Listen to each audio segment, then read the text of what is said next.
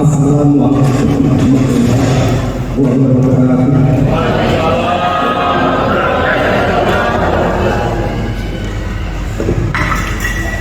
Bismillah. Terima kasih sudah mau menonton video ini. Tapi sebelum kita lanjut, subscribe dulu ya sahabat. Saya tunggu sambil membaca salawat. Allahumma salli ala Sayyidina Muhammad wa ala alihi wa sahbihi wasallim. Syukron jazakillah. Alhamdulillah. Nahmaduhu wa nasta'inuhu wa nastaghfiruh wa na'udzu billahi min shururi anfusina wa min sayyiati a'malina. May yahdihillahu fala mudilla lahu wa may yudlilhu fala hadiya lahu. Amma ba'du. Qala Allah ta'ala fil Qur'anil Karim, a'udzu billahi minasy syaithanir rajim. Bismillahirrahmanirrahim. Wa la taqfu ma laisa laka bihi ilm. Inna sam'a wal basara wal fu'ada kullu ulaika kana anhu mas'ula. Yang sama-sama kita hormati Sahibul kita Ustaz Fauzan selaku Amir Masjid Asmaul Hidayah, Ustaz Yoko, berikut jajarannya Pak Aris dan yang lainnya, serta jamaah Masjid Asma Muhammadiyah yang insya Allah semuanya dicintai dan dirahmati Allah. Bersyukur kepada Allah pagi ini atas izinnya kita dapat kembali berkumpul bermuajah di tempat yang mulia ini. Semoga masjid ini senantiasa bisa menjadi baitul Allah yang seterusnya, masjid atau tempat yang Allah ridhoi, yang Allah berkahi, dan semoga berkumpulnya kita pagi ini menjadi alasan yang kuat bagi Allah untuk selalu melimpahkan rahmat, taufik dan hidayahnya, agar benar-benar masuk ke dalam hati kita masing-masing, sehingga setiap kita bisa memiliki hati yang bening, hati yang lembut, hati yang mudah untuk memaafkan dan juga meminta maaf, dan hati yang selalu cerdas untuk meyakini bahwa setiap takdir yang terjadi dalam kehidupan kita itu pasti takdir yang terbaik dari Allah untuk kita. Meskipun sangat mungkin kita nggak nyaman ya ketika menjalaninya. Seperti takdir ketika Allah cabut suara saya hari ini. Ya berangkat mau isi kajian sampai Purwokerto masih aman.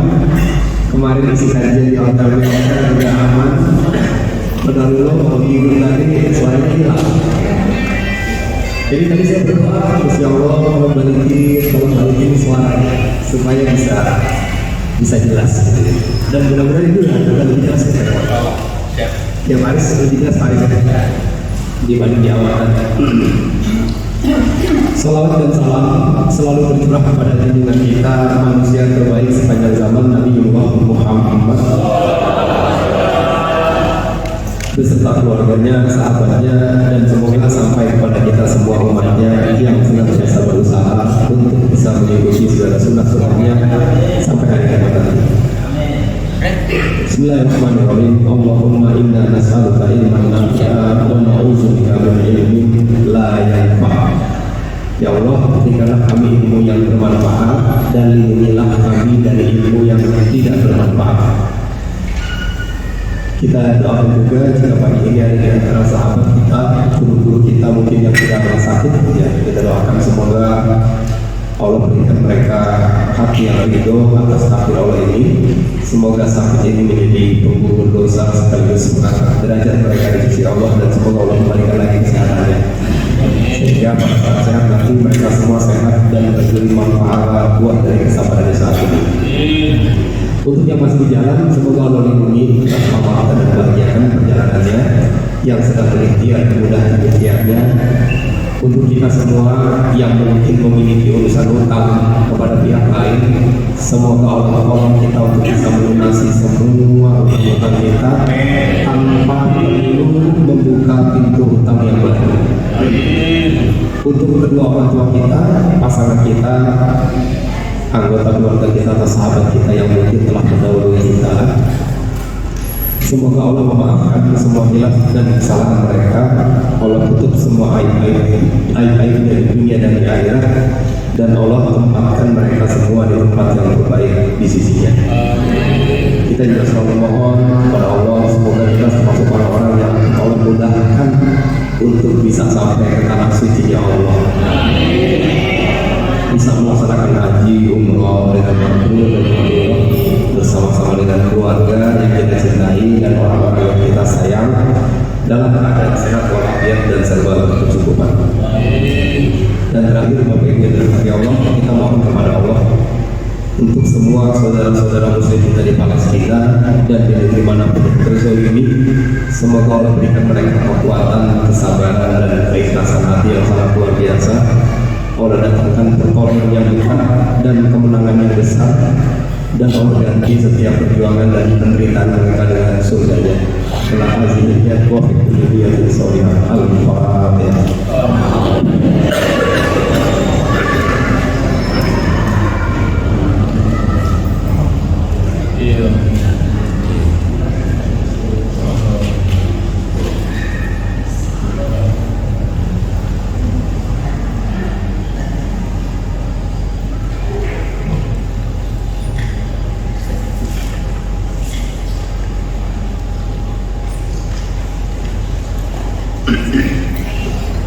Ya, baik Bapak Ibu dirahmati Allah.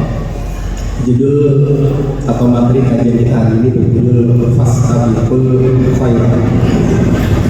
Yang saya yakin kata ini sudah sangat familiar, sudah sangat biasa kita dengar. Dan Fastabiqul Khairat ini merupakan materi tarhib Ramadan yang tadi Ustaz yang bilang. Ini sebentar lagi Pak Baru akan datang di harusnya materinya tentang tarhib Ramadan, dan emang itu Pak. Emang materinya ini tarhib Ramadan, tapi frame besarnya adalah Fastabiqul Khairat atau berlomba-lomba dalam kebaikan. Dan materi kita hari ini kita fokuskan kepada tadabbur, mentadaburi surat Ali Imran ayat 133 dan 134, gitu ya. Ya, Fastabiqul Khairat atau mubadarah. Kalau Bapak Ibu buka kitab Riyadhus Shalihin, ya, salah satu kitab terbaik di dunia, karya salah satu ulama terbaik di dunia yaitu Imam An-Nawawi. Dalam kitab Riyadhus Shalihin, Fastabiqul Khairat itu dimasukkan ke dalam bab yang ke-10. Bab 1 niat, ya, bab 2 sabar, tobat dan seterusnya. Di bab ke-10 kita masuk ke bab tentang bersegera dalam kebaikan. Sebagian ulama menyebutnya sebagai bab mubadarah dan sebagian lagi mengatakan bab Fastabiqul Khairat. Ya. Di kitab tersebut seperti biasa Imam Nawawi selalu mengambil cuplikan ayat sebagai pengantar.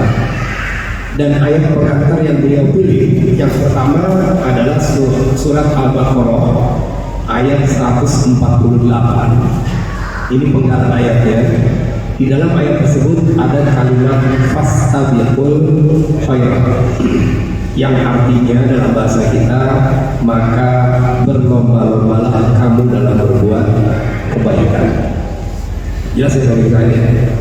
Jadi diambil Bapak Fastabiqul Khairat dari surat Al-Baqarah 148. Kalau kita bicara berlomba-lomba dalam kebaikan, apa sih contoh berlomba dalam kebaikan itu?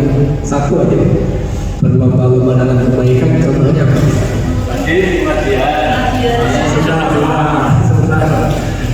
Dulu ya, Ibu bersegera Pak Kamilin hadir ke pengajian. Pak Rosi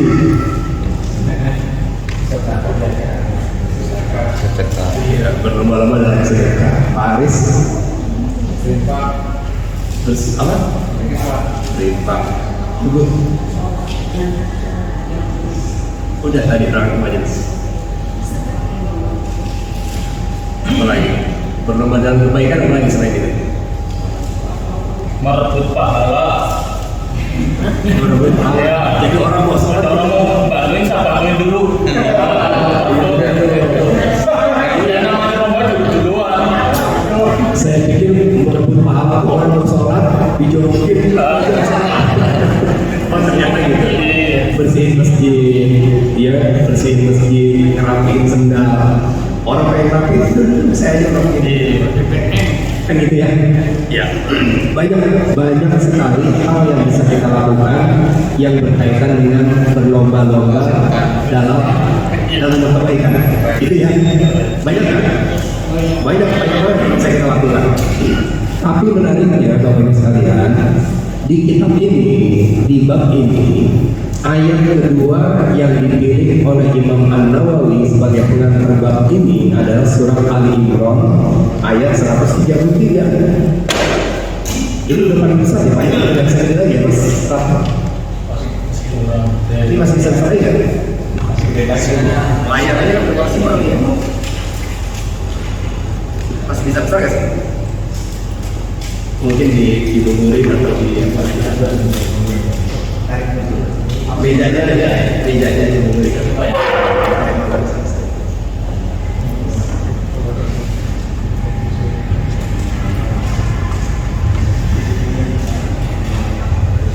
Ada sedih kayak gimana? Nggak ada ya? Sebenarnya kenapa?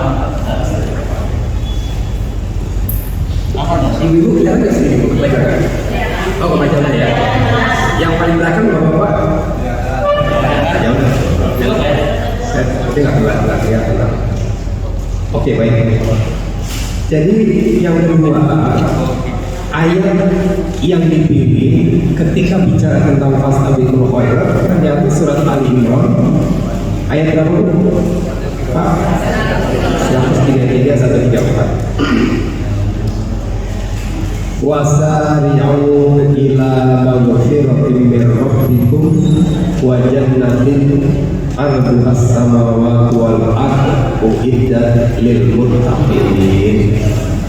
Ada kata-kata uiddat lil muttaqin yang artinya bersegeralah kamu menuju ampunan dari Rabbmu. Wasari'u ila maghfirah, bersegeralah mengejar maghfirah atau ampunan Allah, gitu ya. Wajan nanti dan bersegeralah mengejar surga yang luasnya seluas langit dan bumi, yang surga seluas itu dipersiapkan khusus untuk siapa? Orang-orang yang bertakwa. Dan orang-orang yang bertakwa itu salah satu pabriknya adalah Ramadan. Jadi Ramadan itu adalah bulan di mana Allah mencetak orang-orang yang bertakwa. Karena ketika Allah wajibkan kita puasa di Ramadan, kutiba alaikumusiyam kama kutiba alal ladzina min qablikum, endingnya lahu, supaya kamu jadi orang takwa. Kita udah sering nggak ikut Ramadan? Sering nggak ikut Ramadan? Sering. Ada yang udah 30 kali mungkin, ada yang mungkin sudah 40 kali. Udah sering banget. Pertanyaannya, apakah setelah sekian kali kita ikut Ramadan, kita sudah keluar menjadi orang-orang yang bertakwa dalam arti yang sesungguhnya? Kan la'allakum tattaqun, tujuan Allah memasukkan kita ke bulan Ramadan supaya beres dari Ramadan ini jadi orang takwa semua. Itu tujuannya. Tinggal pertanyaannya, udah takwa belum ya saya setelah 30 kali Ramadan nih, 40 kali Ramadan? Pertanyaannya gampang, sudah takwa atau belum? Jawabannya juga gampang, sudah atau belum? Tinggal gitu aja. Tapi jawabannya yang sebenarnya gampang menjadi sulit buat kita kalau kita nggak paham apa sih kriteria orang yang bertakwa, kan gitu. Kita mau bilang iya saya sudah takwa, tanda-tandanya apa? Nggak tahu. Ya apa? Kita harus tahu ciri-ciri orang yang bertakwa. Nah, ternyata hal yang harus kita segerakan berkaitan dengan fastabiqul khairat yang diarahkan oleh Imam An-Nawawi. Yang pertama, orang bertakwa itu ciri-cirinya bersegera dalam mencapai maghfirah atau ampunan dari Allah. Wasari'u ila maghfirah, bersegeralah kamu mengejar maghfirah itu ampunan. Maghfirah itu artinya ampunan dari Allah. Caranya gimana biar dapat maghfirah? Dengan cara beristighfar kepada Allah. Jadi kalau kita bilang astagfirullahaladzim dalam zikir kita, sebetulnya kita lagi minta maghfirah dari Allah, minta ampunan. Kalau minta itu kan bisa dikasih, bisa juga kan? Iya nggak? Minta dong, Pak, minta teh panas dong, dikasih nih. Tapi bisa juga nggak ada, baik adanya air putih doang, ya udah nggak ada, kan gitu ya. Namanya minta, bisa dapat, bisa tidak, bisa dikasih, bisa enggak. Waktu kita minta maghfirah dari Allah dengan mengucapkan astagfirullahaladzim, pertanyaannya kita dikasih apa enggak sama Allah? Itu pertanyaannya. Sering istighfar nggak Bapak Ibu? Dikasih nggak maghfirahnya sama Allah? Dikasih. Nah, kalau dikasih apa tuh tanda-tandanya? Tanda-tandanya saya dibenci sama orang. Jadi dosa saya diampuni semua orang itu. Ulang. Apa tandanya? Ya? Apa tadi tandanya? Tandanya saya dibenci orang, dibicarakan orang, itu tandanya diampuni. Karena dosa saya ditransfer dosa. Menariknya, Bapak Ibu yang dirahmati Allah, bukan kata saya ini, Pak Ustaz ya, bukan kata saya. Kata para ulama, kalau kita beristighfar kepada Allah, kita sedang minta maghfirah. Berarti bisa dikasih, bisa juga. Terus kalau dikasih, tanda-tandanya apa sih? Rasanya gimana sih? Kata para ulama, tandanya itu ada yang pertama, kalau kita minta maghfirah dan dikasih oleh Allah, tanda yang pertama, Allah memaafkan dosa-dosa kita. Jadi kesalahan kita dimaafkan dan Allah tutup dampak dari kesalahan kita. Dimaafkan dan dampaknya itu ditutup, nggak berdampak ya. Kan setiap dosa yang kita kerjakan ada dampaknya nggak? Ada, yaitu datangnya musibah, ya kan? Wa ma asobakum min musibatin karena kasabat aydikum, dan musibah apapun yang menimpa kamu itu karena perbuatan dosa-dosamu. Coba deh, dosa kita dikit apa banyak? Banyak atau banyak banget? Banyak banget. Kalau dosa kita banyak banget, harusnya musibah itu beruntun nggak datangnya. Ya kan?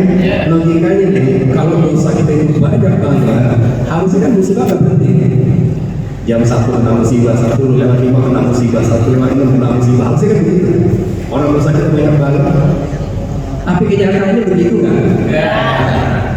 Ketika musibah itu ada jedanya, nggak terus-terusan, itu bukti bahwa Allah telah memberikan maghfirah kepada kita. Jelas nggak? Jadi tanda pertama, kalau Pak Rosi pengen yakin bahwa istighfar Pak Rosi itu diterima dan Allah berikan maghfirahnya, tanda pertamanya apa sih?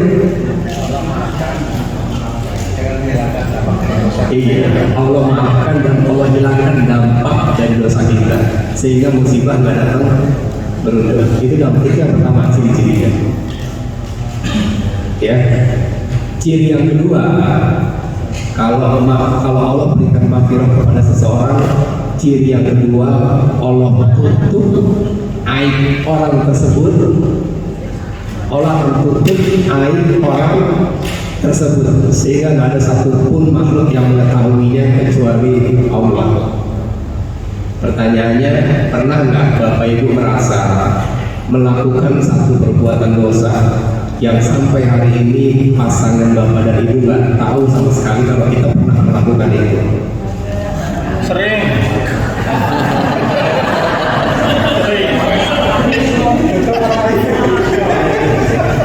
Handphonenya aja saya umpetin.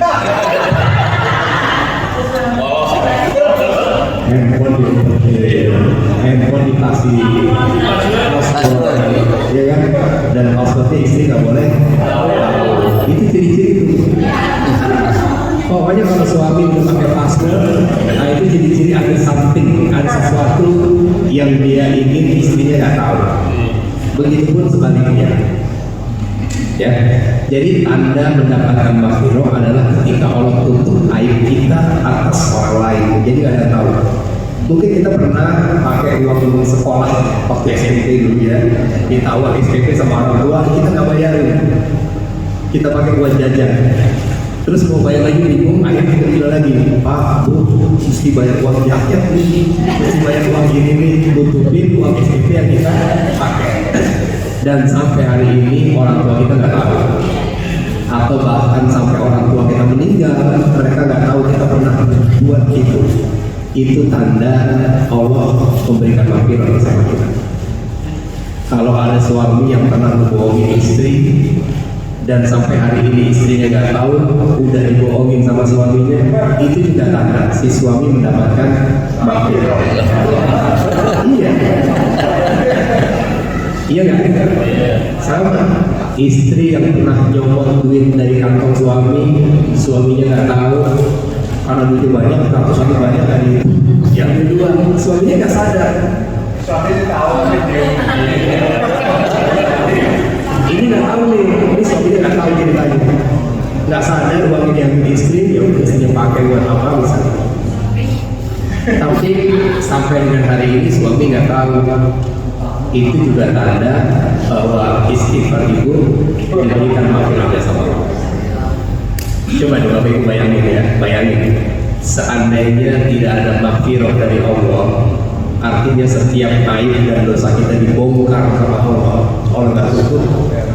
Kira-kira masih ada nggak rumah tangga yang utuh sampai hari ini? Tidak, sampai semua.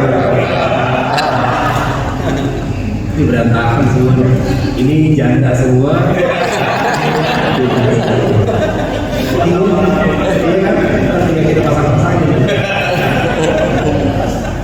Coba kebayang gak sih kalau setiap aib kita dibongkar sama Allah, aib suami dibongkar di hadapan istri, begitu pun sebaliknya, ini bubar semua nih rumah tangga, bubar semua.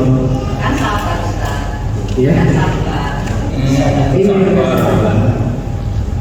artinya yang ingin disampaikan, bersegera dalam memohon ampun, wasari'u ila maghfirah, segera dimohon ampun. Itu tujuannya supaya dampak dari dosa kita enggak segera terjadi. Karena bersegera mohon ampun. Maka bersyukurlah ya ketika rumah tangga kita sampai hari ini masih utuh. Itu pasti salah satunya karena ada maghfirah dari Allah. Kalau Allah nggak ada ngasih maghfirah sama kita, ya mungkin kita semua menjadi duda di bangsa. Di duda yang ini dia ada. Betul nggak sih? Betul. Maka jangan sepelekan istighfar.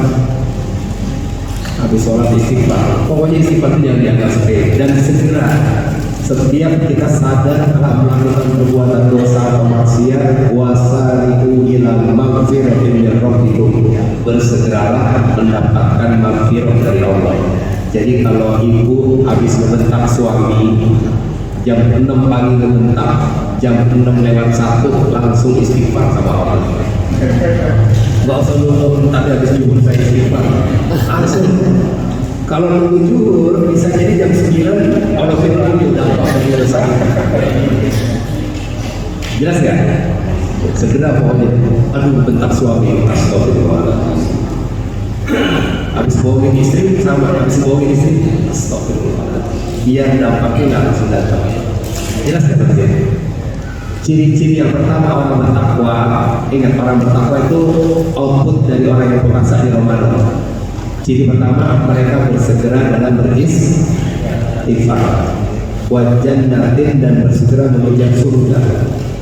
Ternyata Bapak Ibu yang dirahmati Allah, bersegera memohon ampun itu menjadi salah satu ciri ahli surga. Serius.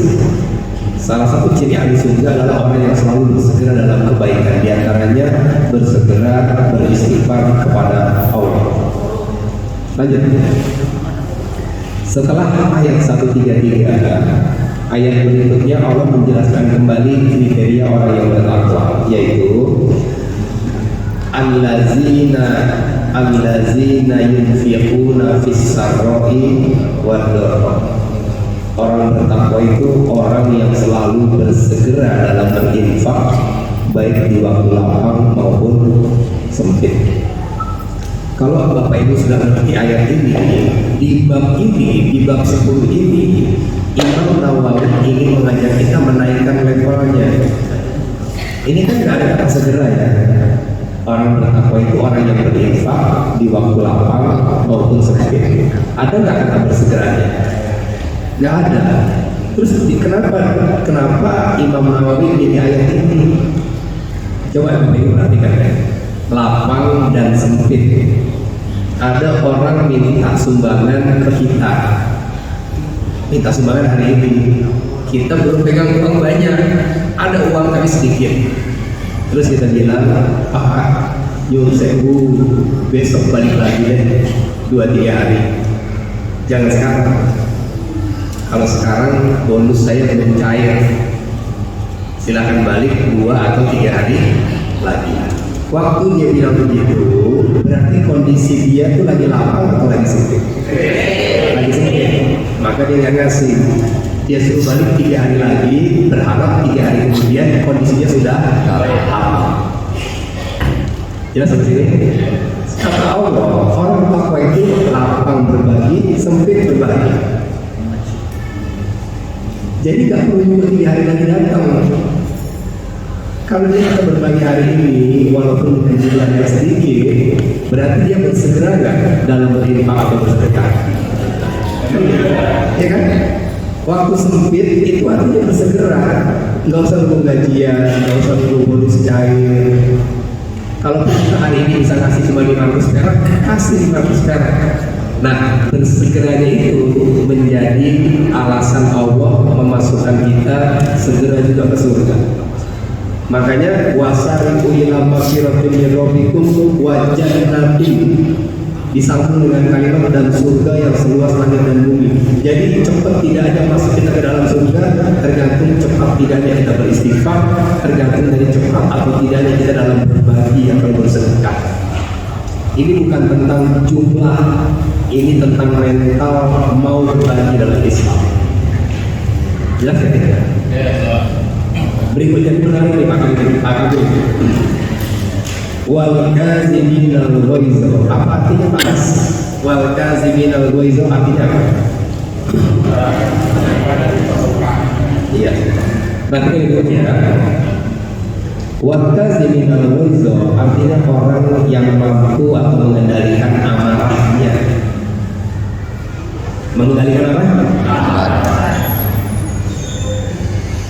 Ada hadis la taqdor wala hajatan. Apa itu artinya? Jangan marah, maka bagimu marah bahasa Arabnya apa ya?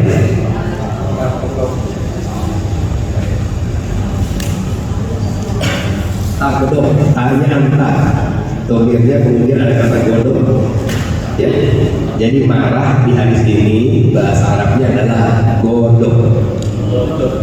Salah satu arti marah adalah salah satu arti godok adalah marah. Selain berarti sesat juga bisa. Goiri rumah dubi alaihim besar. Tapi godok di hadis ini artinya adalah marah.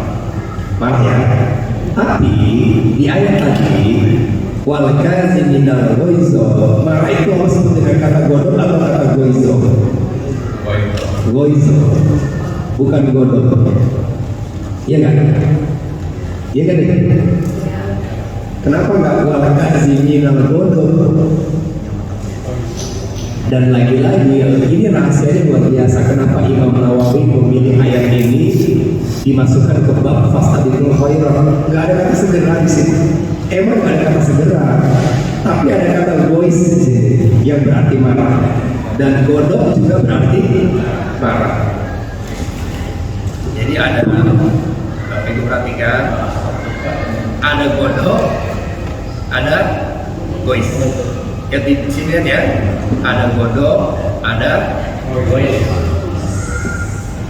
Menahan amarah kalau masih di level godok. Kalau masih godok nih, dia nggak marah, dia nggak teriak-teriak, nggak buat suara tinggi, tapi dari nada bicaranya kita bisa tahu kalau dia itu sedang marah. gitu. Dia nggak teriak-teriak, tapi cara dia bicara itu membuat kita paham, oh lagi marah dia. Apa contohnya? Contohnya waktu Pak Aris malam-malam lagi tidur berantem sama istrinya. Pak Aris berantem malam-malam nih, sampai tertidur belum saling minta maaf. Kan paginya masih kesel, ya nggak? Pak Aris kesel, istrinya kesel. Buat saya nggak buat ada. Bu Aris bilang, oh ini dia Bu Aris. Ceritanya gitu di Bu Aris, ya.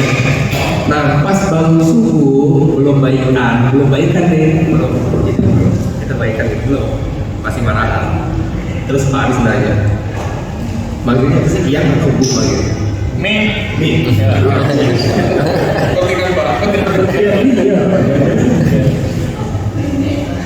Kan biasa kan ngopi nih, bapak biasanya ngopi misalnya. Terus bangun tidur belum baikan aja, nih, bikin kopi nggak? Bikin. Di mana?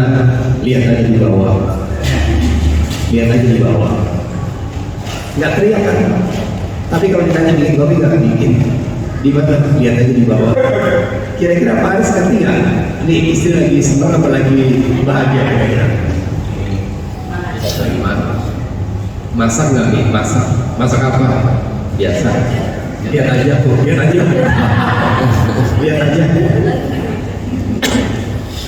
Itu kan nada bicaranya biasa, tapi dari nadanya kita tahu dia lagi. Itu godok namanya. Menahan amarah yang masih kebaca. Apalagi bisa juga menahan amarah dari mimik, nggak teriak-teriak, nggak marah-marah, tapi dari raut mukanya kita tahu lagi marah. Betul kan? Ada juga orang yang menahan amarah dengan cara diam. Diam sama sekali nggak ngomong. Dari bangun tidur sampai maghrib kita nggak dengar kata-kata keluar dari istri kita. Padahal biasanya itu diem. Mau makan nggak? Minum? Atau mau jalan? Udah udah paham ya orang ini. Ya kan? Betul. Itu menahan amarah juga, tapi masih bodoh. Sedangkan orang bertakwa dia nggak main di level bodoh, mainnya di level voice. Jadi kalau selama ini kita sudah berhasil menahan amarah dengan cara yang ini, bab ini ngajak kita pindah kuadran dari bab bodoh pindah ke bab voice. Nggak marah-marah di muka biasa, diem tahu pintu hancur kayak gitu. Berubah, udah jadi diam kali itu bodoh masih kelihatan marahnya. Kalau gois, kenapa Allah bilang wal kaziminal goizo? Karena gois menahan amarah itu di hati. Di sini disimpan. Jadi nggak sempat keluar lewat raut wajah, nggak keluar dari nada bicara, nggak keluar dari lemparan piring dan sebagainya. Ditahan menjadi hati sampai orang yang ada di sekitar kita nggak tahu kalau kita tuh lagi marah. Gampang nggak? Susah bukan berarti nggak bisa. Kira-kira siapa orang yang bisa bermain di level ini? Nah, makanya di hati Pak Ustaz Kamil. Kira-kira orang yang bagaimana dia bisa begini? Bisa, saya bisa. Bisa, gampang.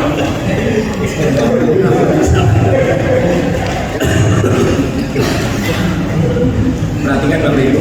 Perhatikan ya. Lihat slide-nya. Orang-orang yang mampu bermain di level voice, orang bertakwa itu adalah orang yang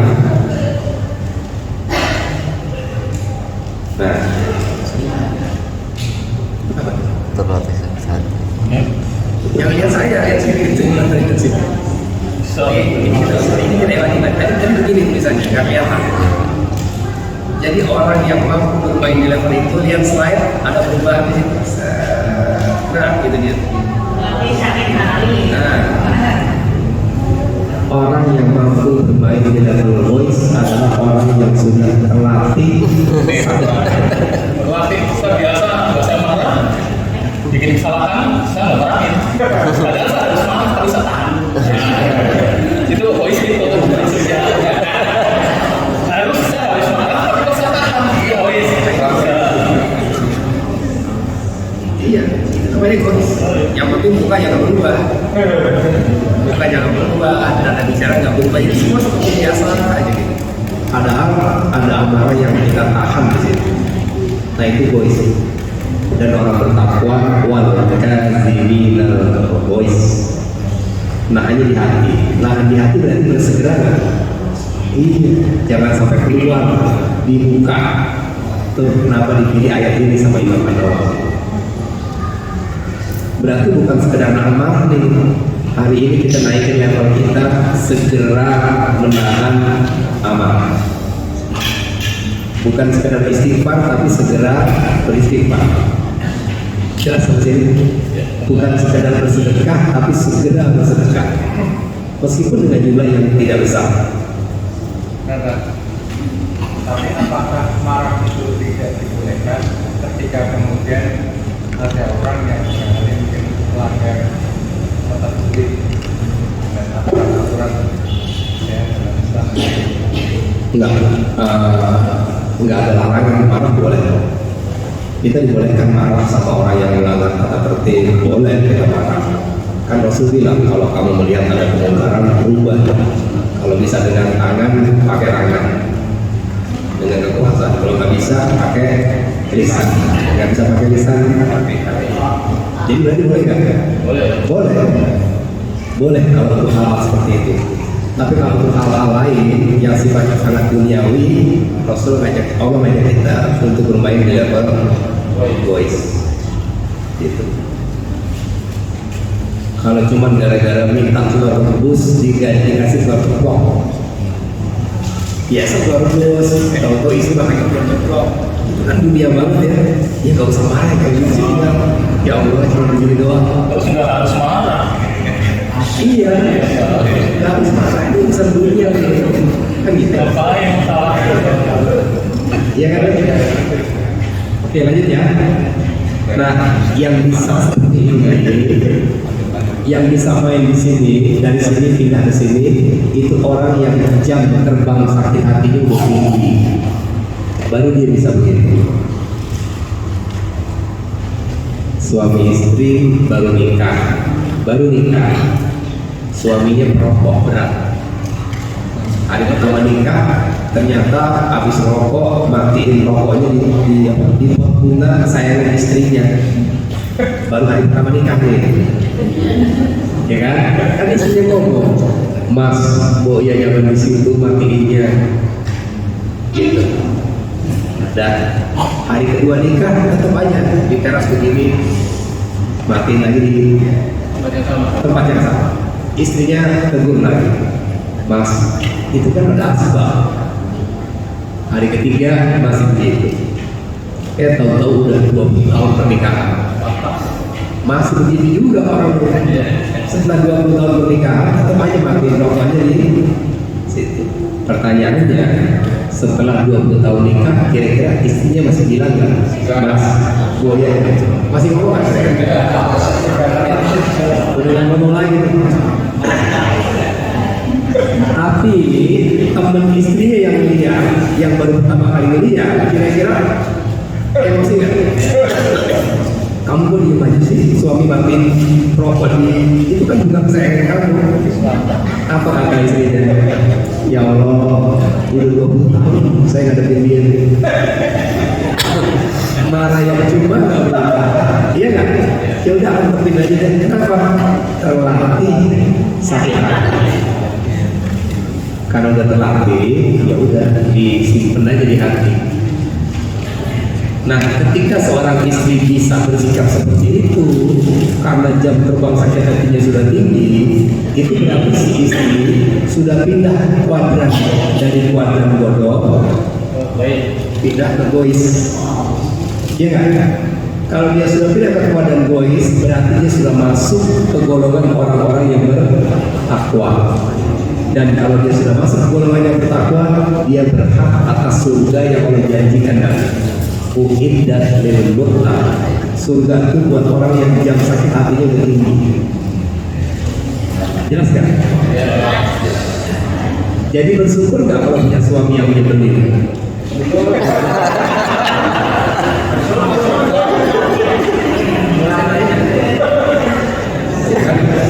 Untuk bisa punya jam terbang yang tinggi, kita harus punya pasangan yang nyebelin. Dan ternyata pasangan yang nyebelin, kalau disikapi dengan benar, menyikapinya dengan apa? Dengan egois. Ternyata suami yang nyebelin itu bisa menjadi sarana masuk surga bagi istri yang berilmu dan beriman kepada Allah. Tapi istrinya ampun. Istrinya ampun lah. Nahan kita ampun. Bapak Ibu perhatikan. Kata Pak Misno, kalau begitu lama-lama istrinya mulai. Istrinya ampok, soalnya ditahan nih. Nih, ibu-ibu jujur ya, suami ibu pernah nggak nyebelin?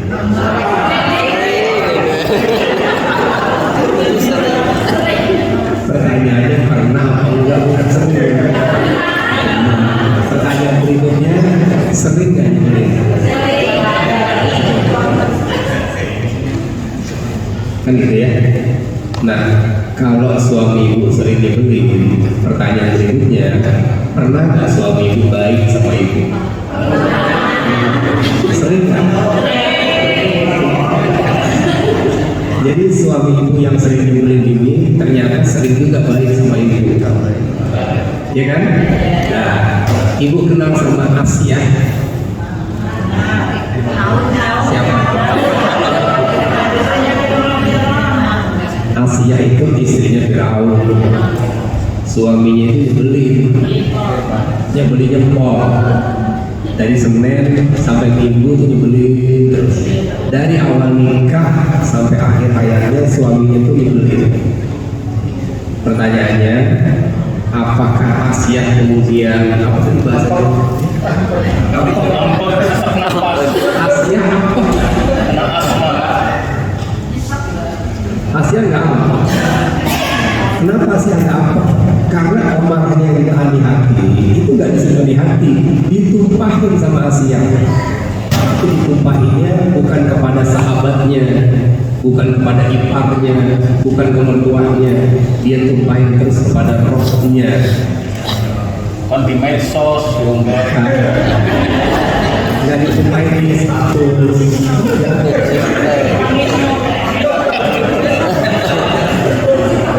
Statusnya curhat.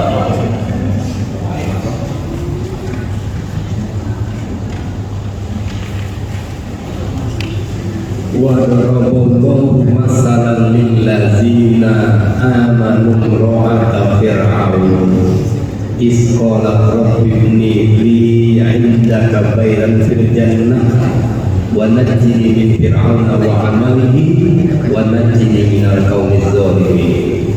Lihat nih kalimatnya yang paling atas tuh. Allah membuat perumpamaan bagi orang-orang ayat 11 yang dan Allah membuat perumpamaan bagi orang-orang yang beriman, yaitu istrinya Firaun, Bu Firaun, ketika dia berkata, wahai Rabbku, Rabbibni li, wahai Rabbku, bangunkanlah untukku sebuah rumah di sisimu. Ini Asia lagi gaduh kan? Lagi curhatnya? Ke siapa curhatnya? Nggak ke ipar, nggak ke mertua, nggak ke besan, curhatnya ke Allah. Jadi nggak apa. Kalau cuma ditahan, enggak bisa asma, bisa gila malah, stres.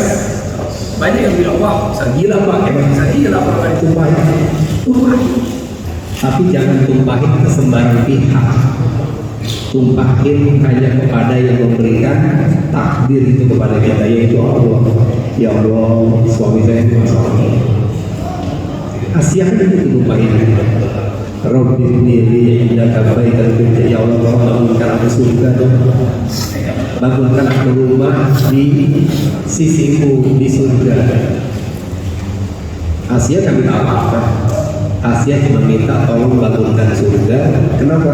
Karena saya akan bersabar menghadapi suami yang model begini. Gitu. Asia adalah profil wanita calon penghuni surga yang orisinil, bukan KW. Jadi wanita calon penghuni surga yang ori itu bahasanya gak begini. Saya siap Pak Indra jadi istri yang soleha asalkan suami saya juga bener. Itu KW. Itu KW. Iya, itu KW. Kalau yang ori, bagaimanapun kondisi suami saya harus tetap bisa masuk surga. Itu baru ori, dan itu mentalnya Asia. Kan banyak istri yang bilang suka ngomong gitu ya, saya siap aja jadi istri yang baik. Yang nah, suami saya juga baik. Gimana saya mau jadi istri yang baik Pak? Kalau suami saya tukang bohong, suami saya suka mancing nggak pulang-pulang. Terus saya mau jadi istri yang baik.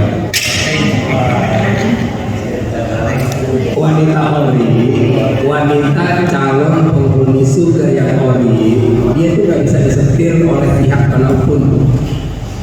Dia akan tetap ada di track surga meskipun suaminya kurang baik. Ya.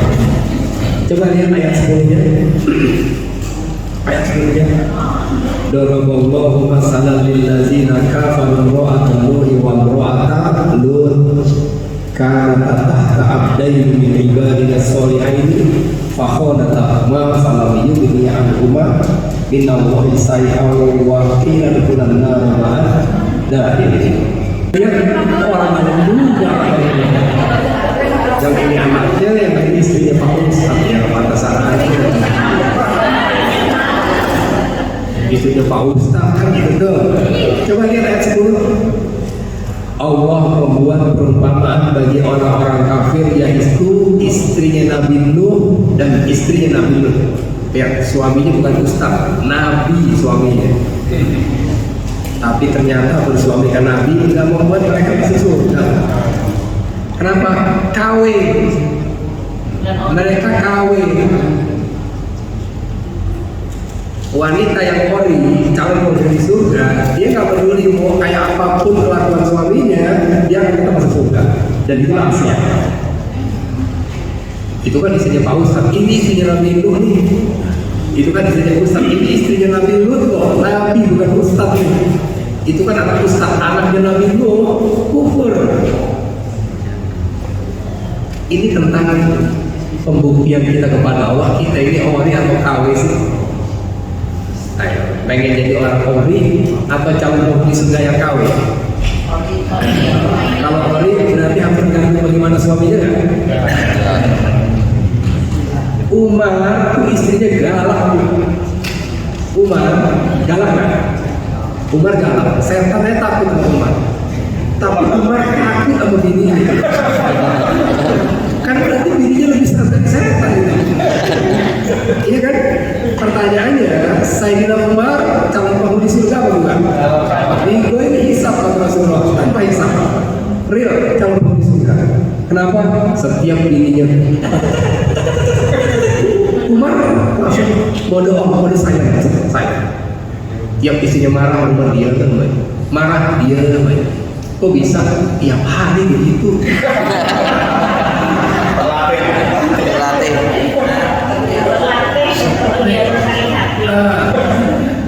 Orang bingung melihat Umar, lu kok bisa tahan begitu kan? Kata Umar, wah udah puluhan tahun kita begini. Jadi kok bisa? Ternyata terlatih patah hati itu bagus. Ternyata terlatih sakit hati itu bagus.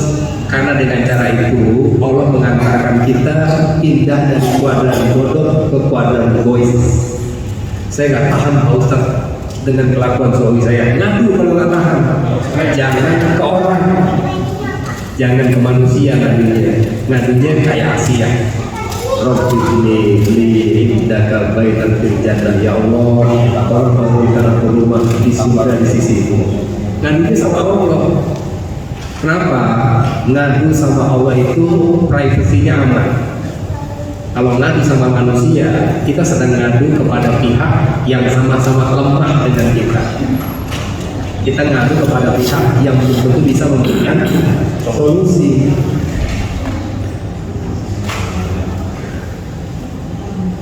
Bu Aris ada masalah, ngadu ke ibu siapa deh? Ngadu ke Bu Mila. Bu Mila bisa ketemuan nggak? Aku mau curhat. Ayo, gitu kata Bu Mila. Ketemuan di kafe, ngobrol. Coba ceritain di Bu Aris. Gini loh Bu, ceritain. Nangis Bu Aris. Aku ada masalah sama bapaknya. Udah cerita aja nih ada. Nangis. 1 jam dia cerita nangis. Setelah cerita dia minta pendapat. Gimana menurut Bu Mila? Kata Bu Mila, kamu masih penting. Masalahnya cuma sama suami. Aku lebih parah ya. Nah itu sama orang. Solusi gak dapat, air kebuka. Iya gak sih? Akhirnya nangis berdua-duaan nangis, pulang gak ada solusi. Yang kedua apa? Aib keluarga kita kebuka, aib keluarga dia kebuka. Solusinya mendingan ngadu sama Allah seperti Asia ngadu sama Allah. Dan Asia itu salah satu calon pemimpin wanita surga. Atau Rasulullah calon leader wanita di surga ada 4. Maryam binti Imran, Khadijah binti Khuwailid, Fatimah Az-Zahra binti Muhammad, Rasulullah SAW. Yang keempat Asia istrinya Firaun binti Muzadzah. Ternyata bersuamikan Firaun justru membuat dia dapat akses tiket ke surga. Gitu. Jelas kan? Jelas kan? Pengen punya suami kayak Firaun? Jangan. Ya bapak-bapak pengen nggak punya istri kayak istrinya Umar? Bapak juga. Tapi kalau Allah takdirkan kita ada di posisi itu, mainkan peran Umar dan mainkan peran Asia. Bilang sama Allah, saya ori ya Allah, saya calon penghuni surga ori. Saya nggak mau masuk neraka gara-gara kondisi suami saya seperti ini, begitu pun sebaliknya. Jelas? Lanjut. Yang keempat, ciri ahli surga yang keempat, orang bertakwa wal afina anin nas. Apa artinya? Orang yang mau memaafkan kesalahan orang lain. Ingat bab ini bab apa? Bersegera dalam kebaikan. Jadi ini bukan tentang sekedar memaafkan, tapi tentang segera memaafkan. Beda nggak Bu? Memaafkan dengan segera memaafkan beda nggak? Beda. Kalau memaafkan mungkin semua kita bisa, tapi segera memaafkan hanya bisa dilakukan oleh calon-calon penghuni surga. Ori. Kalau yang memaafkan itu begini modelnya. Siapa tadi? Pak Misno punya masalah dengan Mas Ratno. Misalnya, Pak Misno punya masalah dengan Mas Ratno. Mas Ratno yang salah nih. Memang dia pernah salah. Benar, sama-sama apa? Pasti. Emang Ratno sering bikin salah Pak Mas saya. Misalnya jelas-jelas ini yang salah Mas Ratno. Terus ditanya sama Mas Sigi, gimana Misno? Udah dimaafin belum Ratno? Kata Mas Misno, asal Ratno mau datang aja ke rumah saya maafin dia. Asal Ratno mau datang. Ratno nggak datang 10 tahun. Berarti dimaafin nggak? Berapa tahun nggak dimaafin? 10 tahun. Sudah dimaafin belum? Udah 10 tahun. Kan saya bilang asal Ratno datang aja ke sini saya maafin. Tapi karena orang nggak datang, akhirnya dia nggak maafin. Udah dimaafin, Bu bilang, asal Bu Aris mau minta maaf Pak, saya maafin. Bu Arisnya nggak mau minta maaf, berarti kan maafin. Orang bertakwa itu orang yang bersegera memaafkan kesalahan orang lain, meskipun si tersalah nggak minta maaf atau nggak mau minta maaf. Itu baru orang bertakwa. Beda kan? Memaafkan dengan bersegera memaafkan beda nggak? Beda. Imam Nawawi lagi ngajak kita naikin level. Bukan cuma sholat, segera sholat. Bukan cuma sedekah, segera bersedekah. Bukan cuma nahan marah, segera tahan marah. Bukan urusan memaafkan, tapi segera memaafin. Jadi kalau punya teman punya salah, teman kita punya salah, maafin dia sebelum dia minta maaf. Dan segera memaafkan orang ternyata bisa mempercepat kita masuk ke surga. Sifat bersegera dalam kebaikan itu antarin kita ke surga. Jadi gak usah nunggu dia minta maaf, gak usah nunggu dia ngelakuin kesalahannya. Kita nih yang merasa sudah paham ilmunya, udah maafin aja. Susah nggak Pak? Susah. Susahnya pakai banget. Makanya hadiahnya surga. Kalau gampang kan paling rantang, payung. Barang siapa yang memaafkan, aku berikan payung 1 set. Ayatnya nggak begitu. Uiddat lil muttaqin. Surga itu hanya untuk orang yang bertakwa. Orang bertakwa mainnya di level yang susah, hanya gampang. Itu susah semua. Illa man rahimah rabbuh, kecuali bagi orang yang dirahmati sama Allah. Kalau dirahmati, maafin orang itu gampang aja Mas. Kalau dirahmati, ya, di Selandia Baru ada seorang suami yang istrinya ditembak depan mata. Tetap mati tuh, depan mata ditembak mati. Ketemu di pengadilan sama yang nembak istrinya, dimaafin nggak banyak orang? Dimaafin. Kita melihatnya, oh bisa ya. Aduh, saya jangan ditembak, istri saya diledek aja saya nggak maafin tuh Pak. Iya ente kan. Makanya ngomong mana ada orang kayak begitu, karena bukunya diri kita. Ternyata Islamnya baru ada tuh. Orang yang sanggup memaafkan orang yang membunuh istrinya di depan mata tuh. Kenapa? Illa man rahimah rabbuh, kecuali orang yang dirahmati sama Allah, dia akan mau. Ini bukan tentang bisa dan nggak bisa. Pasti bisa. Masalahnya kita nggak mau maafin orang. Bisa, tinggal bilang aja dia mau maafin, selesai. Udah maafin ini paling nggak embuk, nggak mau saya. Tinggal ngomong mau dan tidak doang. Pasti bisa, cuma kita nggak mau. Kenapa kita nggak mau? Kita lebih mengutamakan ego daripada wahyu. Kita mengutamakan rohyu nih, akal kita daripada wahyu. Beda dengan Abu Bakar sih. Abu Bakar itu ketika marah dengan Mistah, saya pecat kamu Mistah, saya nggak akan bantu kamu lagi. Jam berapa nih? Jam 11 pas ngomong gitu, turun wahyu. Turun wahyu surat 24 ayat 22. Coba dibuka surat 24 ayat 22.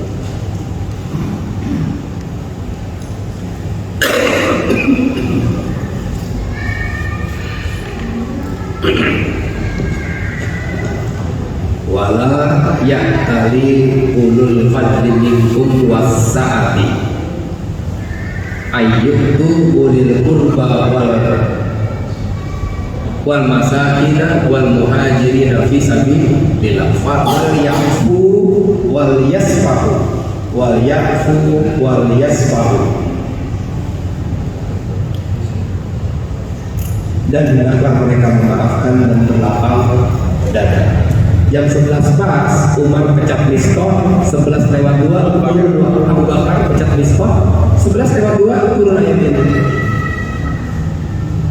Kalau ngikutin hawa nafsu, Abu Bakar pengennya pecat hawa nafsu. Begitu turun wahyu, maafkan dan lapangkan dadamu Abu Bakar. Abu Bakar memilih wahyu yang Allah turunkan. Oke, saya maafkan Mistah, silakan antum kerja lagi. Susah begitu. Mistah. Bisno, kerja lagi, kata Abu Bakar. Kalau orang kita udah maafin aja, wah masa gua harus dengan mudah gua sendiri? Tenang aja kalau masih surga nggak apa-apa. Paling mudah yang penting masuk surga. Iya kan? Abu Bakar kan dengan mudahnya sendiri. Saya nggak akan kerja, saya nggak akan tolong kamu lagi. Kata Allah, maafin Bakar, maafin dia dan lapangkan dadamu. Oh iya, bala iya saya mau. Apa kalimat berikutnya? Kalimat berikutnya menjadi kenapa Abu Bakar memilih memaafkan Islam? Apakah kamu tidak suka bahwa Allah mengampunimu? Ada kalimat itu. Jadi waktu Allah bilang maafkan dan berlapang dadalah, itu tarik dulu tuh kawan nafsunya Abu Bakar. Tapi kalimat Allah, Abu Bakar, emang kamu nggak suka kalau Allah mengampuni kamu? Mengampuni yang mana?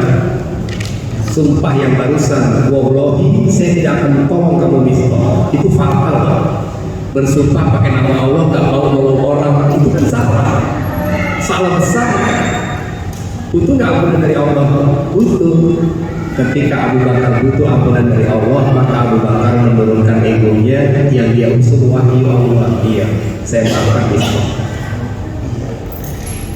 Dan Allah Maha Pengampun, Maha Penyayang. Siapa sih di antara kita yang nggak punya salah, Pak? Siapa sih di antara kita yang nggak punya dosa? Ada nggak? Nggak ada. Kita nih pada sibuk sok tampil soleh, sok tampil solehah biar kelihatan alim. Itu kesibukan kita.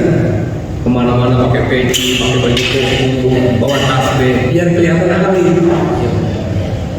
Padahal kata Rasulullah jelas-jelas dulu Bani Adam pokok semua yang ada di masjid ini pendosa. Rasul yang bilang kalaupun bapak ibu melihat saya baik karena Allah tutup aib-aib saya di hadapan bapak ibu, jadi kelihatannya saya baik. Tapi Rasul yang mengatakan kullu Bani Adam pokok semua jamaah masjid Asma Muhammadiyah ini berbuat dosa. Yang mana yang benar kira-kira? Rasul benar nggak? Benar, ini pendosa semua. Yang pegang-pegang juga dosanya kalau dibilang banyak banget. Daripada kita sibuk sok tampil soleh dan soleha, kenapa kita nggak sibuk memperbaiki dosa-dosa kita? Mohon ampun atas kesalahan kita yang pasti. Pendosa kata Rasulullah, kullu bani adam khata' wa khairul khata'in tawwabun. Sebaik-baik orang yang pendosa yang banyak bertobat sama Allah, yang banyak mohon ampun. Bukan yang pendendam. Temen punya salah nggak mau maafin, nggak aku nggak mau maafin. Emang ente nggak punya dosa, ente nggak butuh ampunan dari Allah. Lihat Abu Bakar, apa kamu tidak suka Allah mengampunimu? Iya saya suka. Kalau kamu suka ampun, jelas nih. Pengen nggak dosa-dosa kita diampunin? Caranya?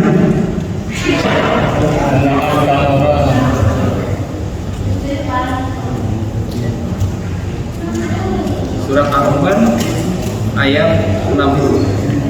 Ustaz Kamil hafal. Ustaz Kamil hafal. 60. Makan. Kalau bisa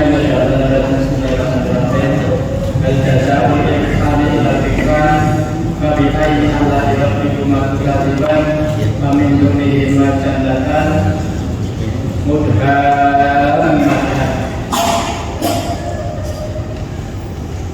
Ya, hal jazaul ihsan ilal ihsan. Apa artinya? Apa artinya? Hal jazaul ihsan ilal ihsan. Nggak ada balasan untuk kebaikan selain kebaikan.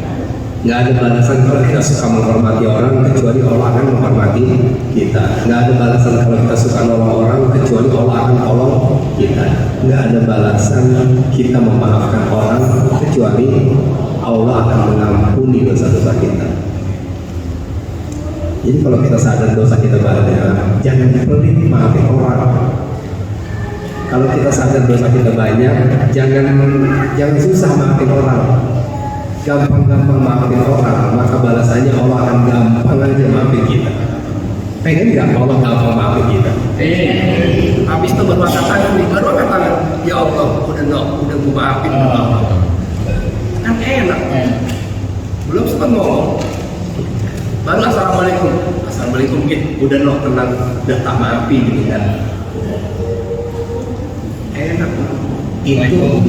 Itu hanya terjadi kalau kita gampang aja maafin orang. Ini kita berorganisasi nih, bertengkar. Ada nggak organisasinya? Jika video ini bermanfaat, bantu tekan like dan subscribe. Terima kasih.